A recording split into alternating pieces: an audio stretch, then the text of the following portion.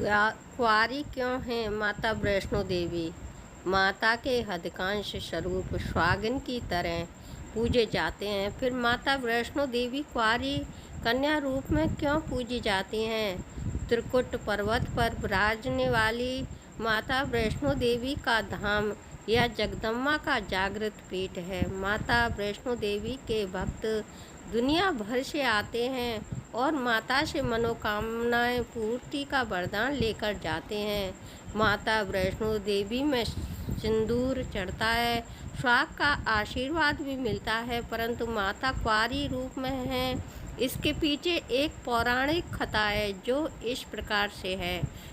त्रेता युग की बात है कि दक्षिण भारत में रामेश्वरम में समुद्र तट पर एक रत्नाकर शिवजी और माँ आदि शक्ति के बड़े भक्त थे। गांव शहर में रत्नाकर का नाम तो बहुत था, पर इन्हें कोई संतान न थी। रत्नाकर की पत्नी हमेशा माँ आदि शक्ति से संतान प्राप्ति के लिए प्रार्थना करती रहती थी। उन्होंने लगातार कई वर्षों तक माँ की पूजा और आराधना की। कई सालों से संतानहीन रत्नाकर की पत्नी की प्रार्थना एक दिन माँ ने सुन ली। वह गर्भवती हुई तो एक रात रत्नाकर के सामने में एक बालिका ने आकर कहा, मैं तुम्हारे घर आ रही हूँ, एक शर्त पर कुछ करना चाहूँ करूँगी नहीं। पुजारी और सिद्ध पंडित रत्नाकर को यह आभास हो गया कि माँ आदि शक्ति के सत्य रज और तम के दिखाने वाले तीन रूप महासरस्वती, महालक्ष्मी और महादुर्गा से मिलकर ही इस कन्या का रूप लिया है। नियत समय पर इस दिव्य कन्या का जन्म हुआ। रत्नाकर को यह भी पता चल गया था कि यह कन्या माँ आदि शक्ति ने धर्म की रक्षा के लिए ही प्रकट की है। रत्नाकर उसी भाव से कन्या का लालन पालन करने लगे। तीनों महाशक्तियों के मिलने के उस स्वरूप को उन्होंने त्रिकुटा नाम दिया। त्रिकुटा का स्वभाव जन्म से ही अनोखा था। बचपन से ही वह पूजा पाठ और धार्मिक कार्यक्रमों को देख कर प्रसन्न होती। अभी 10वां साल शुरू भी हुआ नहीं था कि त्रिकुटा को यह पता चल गया था कि भगवान विष्णु ने भगवान श्री राम के रूप में धरती पर अवतार ले लिया है। त्रिकुटा ने यह व्रत ले लिया था कि वह भगवान श्री राम से ही विवाह करेगी, अन्यथा आजीवन अविवाहित रहेगी। त्रिकुटा ने अपने पिता से कहा कि वह रामेश्वरम के तट पर रहकर तपस्या करना चाहती है। शर्त के अनुसार रत्नाकर ने उसे नहीं रोका।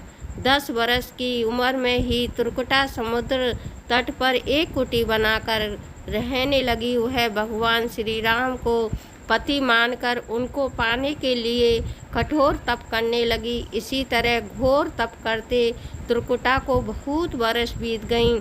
सीता हरण के बाद भगवान श्री राम लक्ष्मण के साथ दल बल लेकर सीता की खोज करते हुए रामेश्वरम पहुँचे। श्री राम को पुल बांधने तक यहाँ ठहरना था। भगवान एक दिन विचरण कर रहे थे, तभी समुद्र तट पर एक तेजस्विनी ध्यान मगन कन्या को देखा। बहुत चकित हुए। उस कन्या के ओज और अम्बा से स्थान अलग ही रोशनी का प्रकाशित हो रहा था।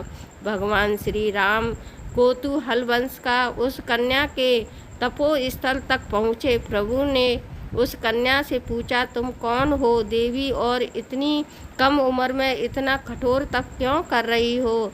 ऐसी क्या अभिलाषा है जिसके लिए ऐसा घोर तप करने को विवश हो? कन्या ने भगवान को विनयपूर्वक प्रणाम करके अपना परिचय पंडित रत्नाकर की पुत्री त्रिकुटा के रूप में दिया। फिर अपनी प्रतिज्ञा बताई। त्रिकुटा जान गई थी कि उनके सामने साक्षात भगवान श्री राम ही खड़े हैं, इसलिए उन्होंने निवेदन किया कि आप मुझे पत्नी के रूप में स्वीकार कर लें। इस पर भगवान श्री राम ने कहा, यह संभव नहीं है। मैं एक पत्नी के रहने का संकल्प से बंधा हूँ।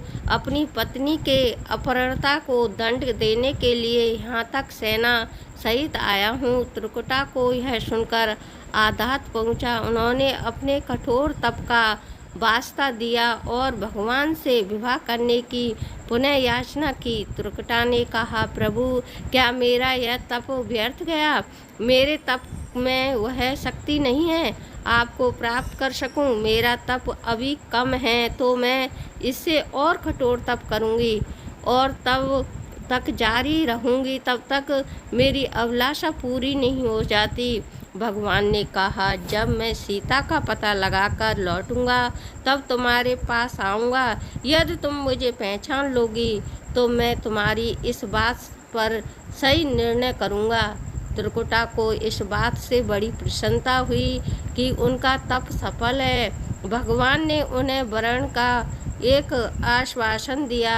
इस प्रसन्नता के भाव से भरकर त्रिकुटा का उत्साह और बढ़ गया। उन्होंने और कठिन तप करना आरंभ किया। उनके तप का प्रभाव ऐसा था कि उनकी कुटी के आसपास का पूरा क्षेत्र एक अलग प्रकाश से प्रकाशित होता था। प्रभु राम लंका विजय के बाद माता सीता और लक्ष्मण जी के साथ पुष्पक विमान पर सवार होकर लौट रहे थे। उन्हें त्रिकुटा को दिया अपना वचन भी पूरा करना था। रामेश्वरम के तट पर पहुंचते ही भगवान के विमान रुकवा दिया।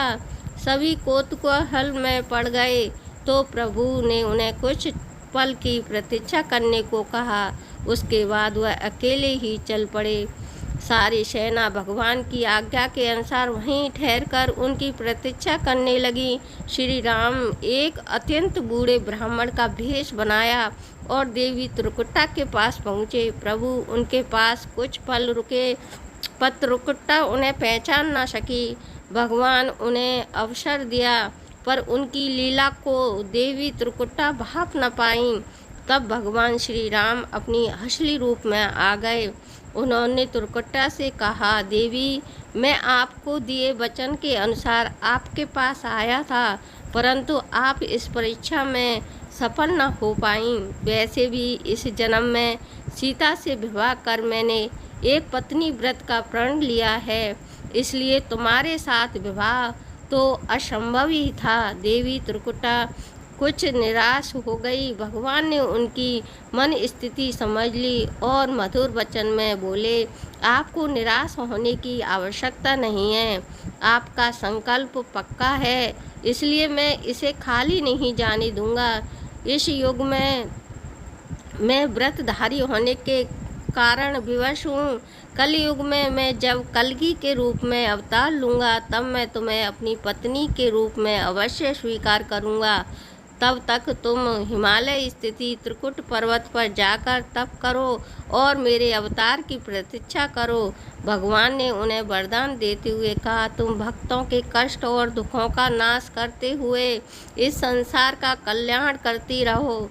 विष्णु का अंश होने, उनके कुल में अवतार लेने तथा विष्णु पूज्य होने के नाते सारा संसार माता वैष्णो के रूप में पूजेंगे।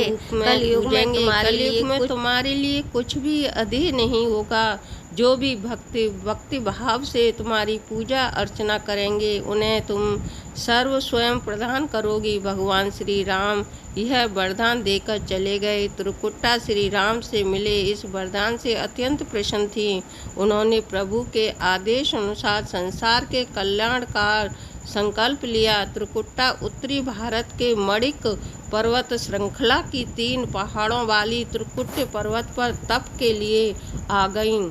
वहीं माता वैष्णो देवी के नाम से विराजमान हैं। श्री हरि का वरदान होने के कारण वैष्णो माता भक्तों की सभी मनोकामनाएं पूरी करती हैं। इसलिए माता का स्वरूप कुंवारी का है। वह श्री हरि बल के अवतार की प्रतीक्षा कर रही हैं। उस अवतार के बाद भगवान उन्हें स्वीकारेंगे।